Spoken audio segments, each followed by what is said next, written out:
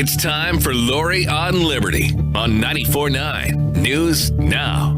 And here she is, Lori Hopkins Cavanaugh.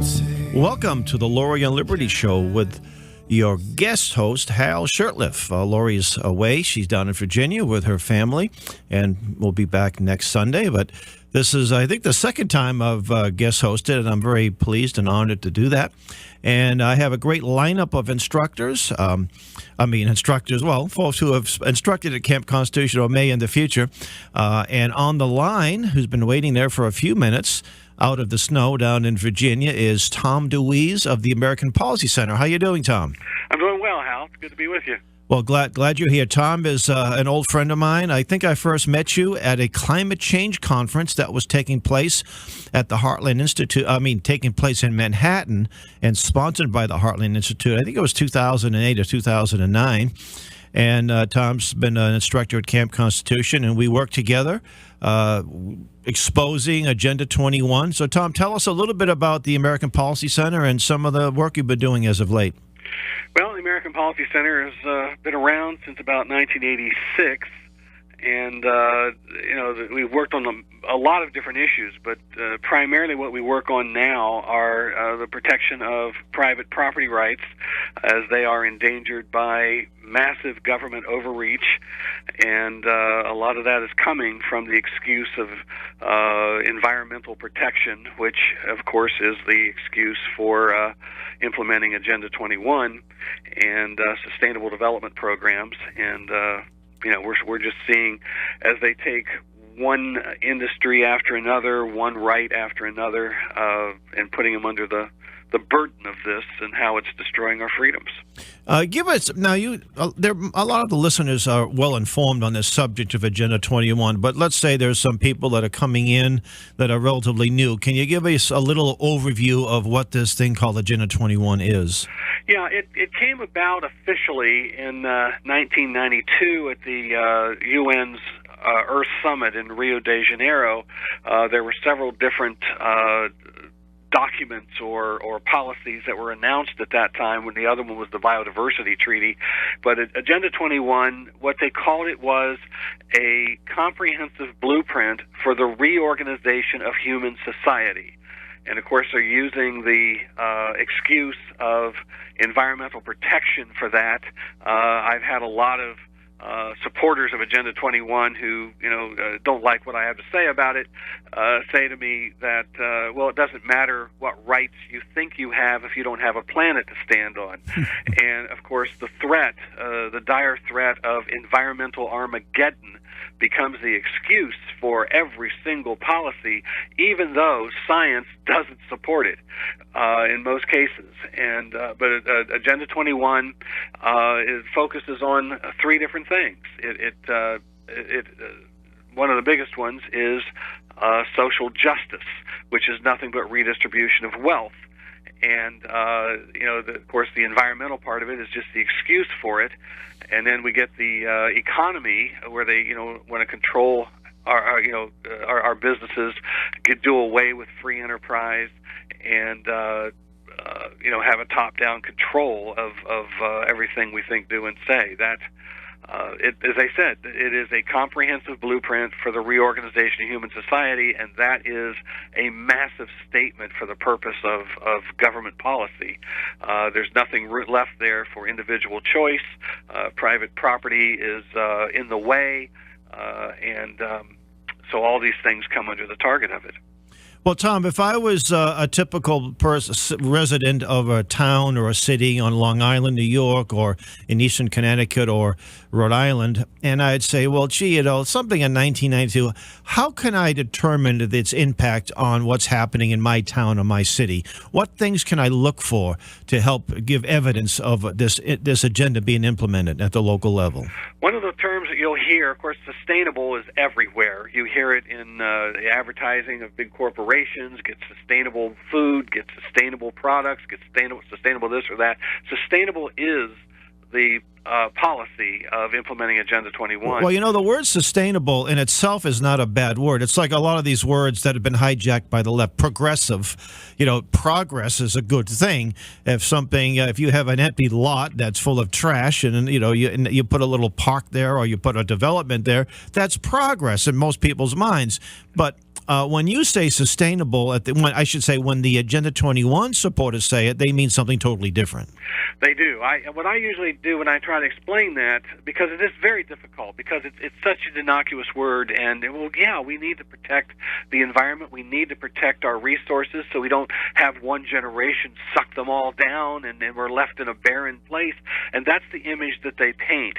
But the real reality of what they're doing is locking away. They're locking away massive amounts of land, particularly in the rural areas where and of course in the West and so forth, where the first area is targeted, and getting control of the way that we produce food and who produces it, the control of water, control of the land itself, making it impossible to live there in many cases with the rules and regulations, and then literally herding people into these massive mega cities.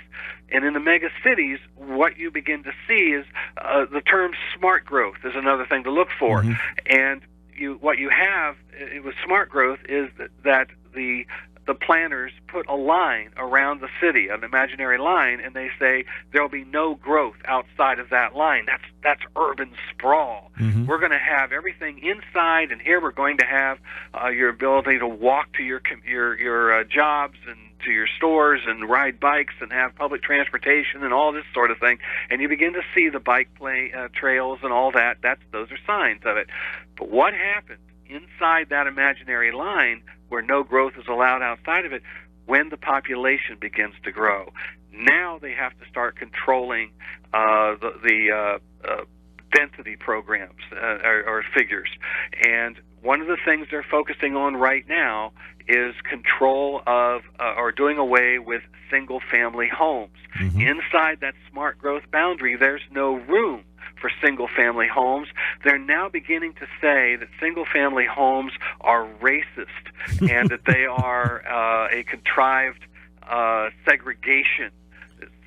Tom, tell that to a black man or a black couple that have worked very hard and they've been able to get down payment for a mortgage and now live in the single-family home, the American dream. Mm-hmm. Tell them that they're racist for wanting to live in a single-family home with a 1/4 of an acre lot fenced in with a little pool maybe, or a garden and a lawn, a place to relax, to watch, to hang out in on a hot summer's day, etc.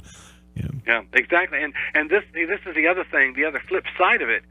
All of it's always done to help everyone be more equal, mm-hmm. to help lower income people move up and so forth. But what in reality is happening in the back rooms of city councils and county commissions and so forth, they're working with these non-governmental organizations that all have their own agendas. They have access to federal grants and so forth that have all kinds of strings attached to them, how they operate. And they're sitting back there and they're looking at the whole community and they're starting to carve it up. We're going to have a whole new development over here. We're going to have it over here.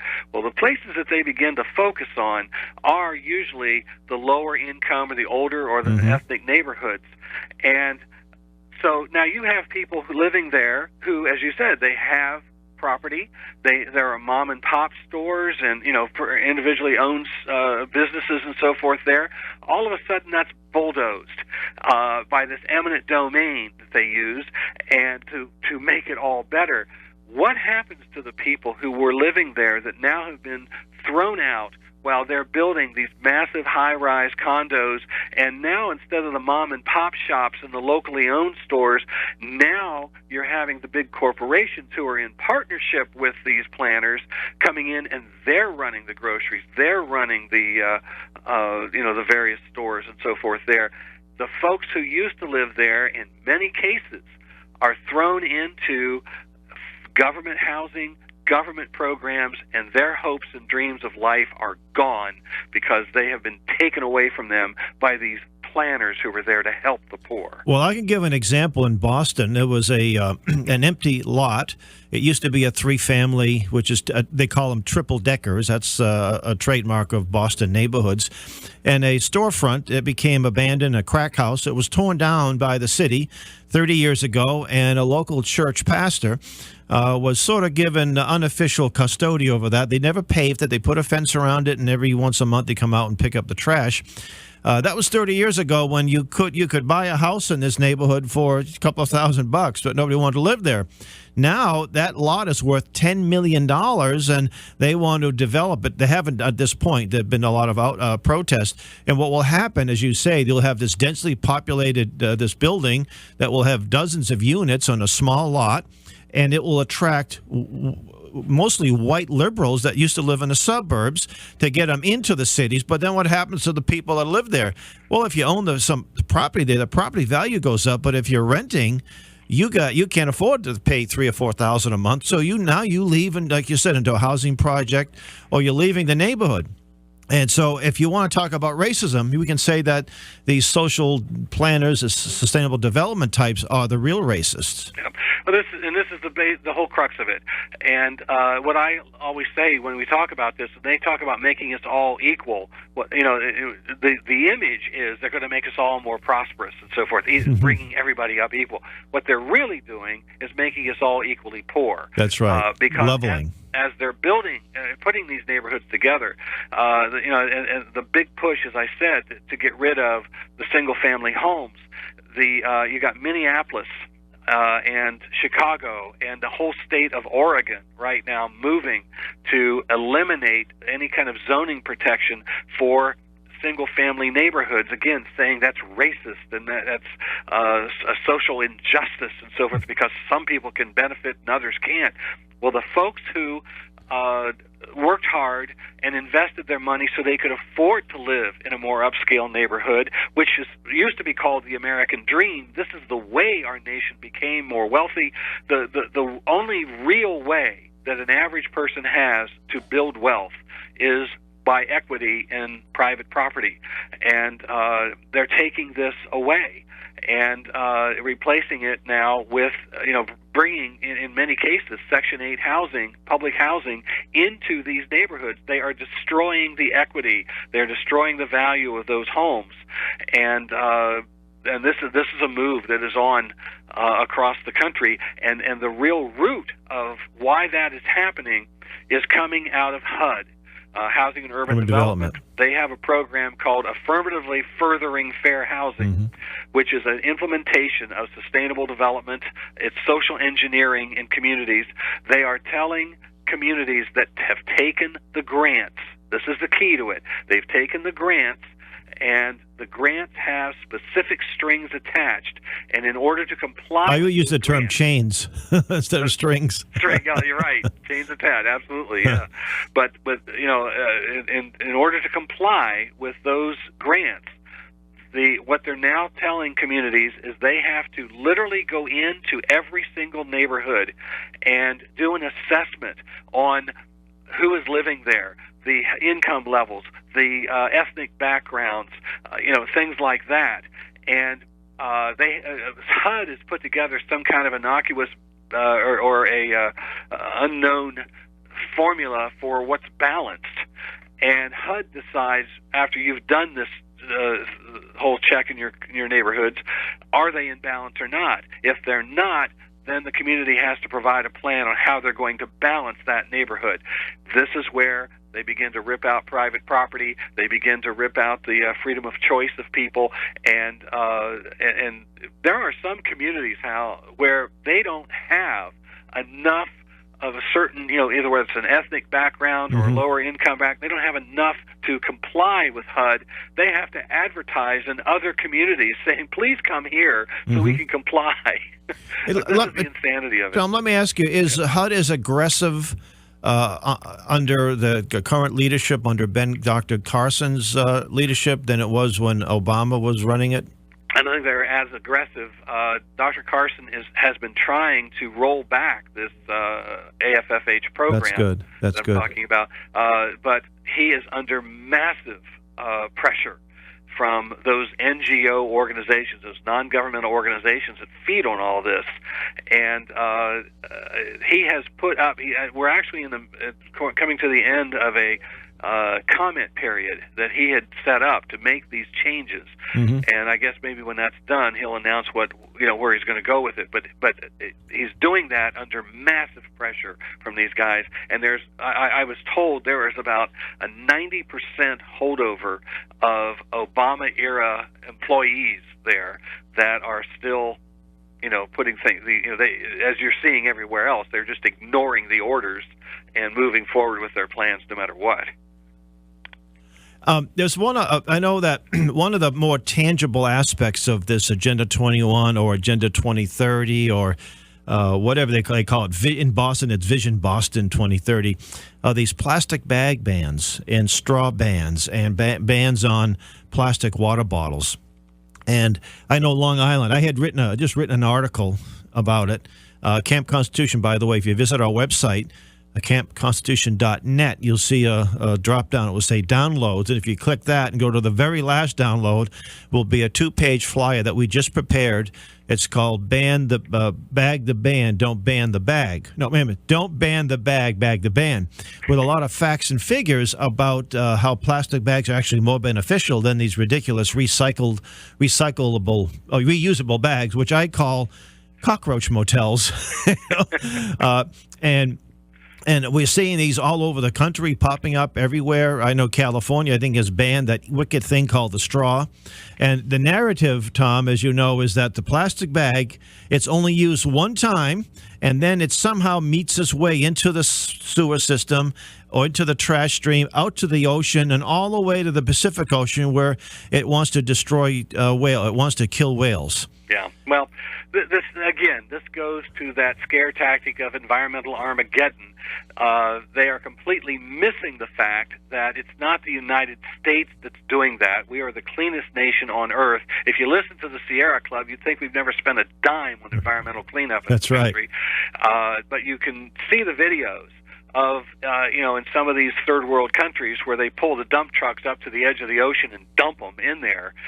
That's where it's coming from, and it's easily controlled if that's their goal, is to really do that. But instead, it's the scare tactic. And what I find interesting about it is that, first of all, a lot of places, we used to have paper bags when you went to the grocery. Why did we go to plastic bags? Well, one of the reasons is because the environmentalists started screaming about, we're cutting down trees. Oh, my goodness, we've got to stop that. So they went to plastic. Now, all of a sudden, plastic, which, by the way, comes from the use of oil and so forth coming out of the ground. It's mostly a gas byproduct. Made in USA, almost entirely made in the United States by American workers. The other thing that they're trying to ban, well, what's interesting about this, one of the ways that they use to promote the whole sustainable agenda is, as I mentioned, the economy and bringing especially big corporations into partnership with the government. Now, the government gets to hide behind the independence of these corporations who use their advertising budgets to promote these very ideas. Mm-hmm. The businesses, the corporations, get to have the power of government. They can help make legislation. They can help do things to put their competition out of business, things like that. And then if they come out and say, like the grocers, we're not going to use the plastic bags anymore, and we're going to have this sustainable, that and that sustainable thing. Well, they get to have annual banquets where they give each other plaques for doing this. That's stuff. Right, yeah. Right. But that's how they get it done. They get it into the psyche of the country through those advertising budgets, through the corporations doing that. But these, they're working hand in hand, the government people and these corporations. I use the term the green mafia, and I think while there are plenty of ideologues out there, I call them true believers, there are a lot of people out there making money, or they're simply afraid to put up an opposition, feeling that, well, if I have my grocery store, if I live in whatever city I live in, I better go along or I'll be put out of business. They'll come in and inspect me and find something wrong and shut me down, or they'll have a public relations campaign against me. But I want to say to the folks listening, if you own a business, you better start uniting, because you're going to lose it. These folks will not stop with plastic bags or straws or bottles. They won't stop until you're out of business. They're going to, now the goal is to put a tax, a mileage tax, a usage tax. There's flush taxes that are being planned. In fact, it already has taken place, and I think in Maryland they have on the Eastern Shore. Is it Eastern Shore of Maryland? I think they have at Chesapeake Bay. They have a special tax to clean up the bay, and they call it a flush tax. Yeah. And back in 1993, what was it? David Sittart, is he the man who wrote the sort of a cliff note on Agenda 21? He said that this is binding upon all human beings, all humans living on the planet. And these folks are dead serious. They're not taking any breaks, folks. They're not worried about today's, football game, so they're all going to be watching a football game. No, they're out there planning to take your freedom away. Yeah, they are, and the thing is that as we started to put a big spotlight on this, and get, people started to listen to us. First of all, as I said, they were very proud of it. We've got video of Nancy Pelosi introducing it into Congress and all that. Comprehensive blueprint, reorganizing human society. As we began to put a spotlight on it, and people started asking questions, all of a sudden it became, what? Oh, you mean that innocuous 20-year-old document that doesn't have any enforcement capability? They are enforcing it step by step.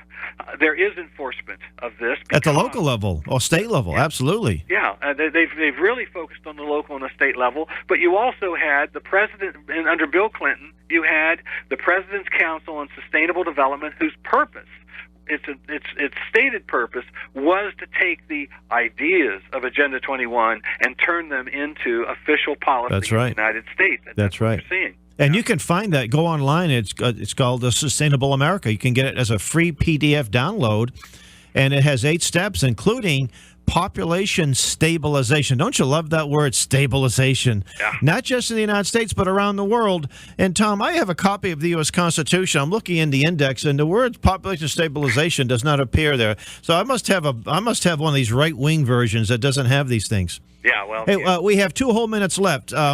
Let me recommend the listeners. We have Tom is on the speaking trail tour all the time, and I am also available to give presentations, whether it be large groups, small groups, even interviews. I'm doing a cable TV interview.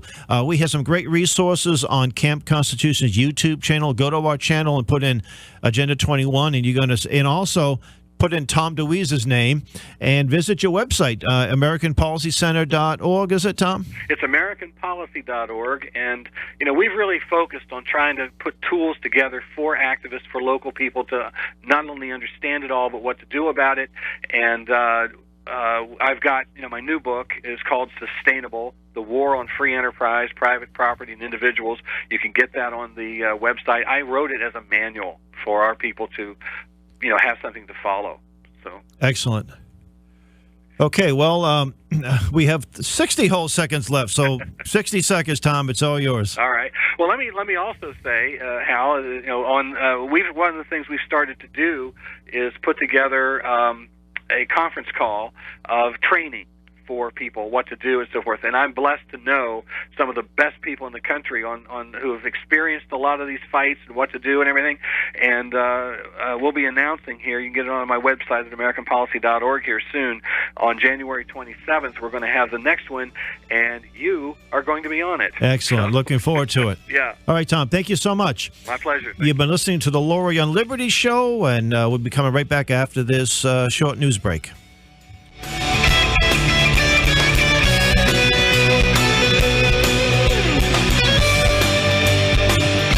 Listening to Lori on Liberty on 94.9 News Now and stimulating talk. We'll be right back.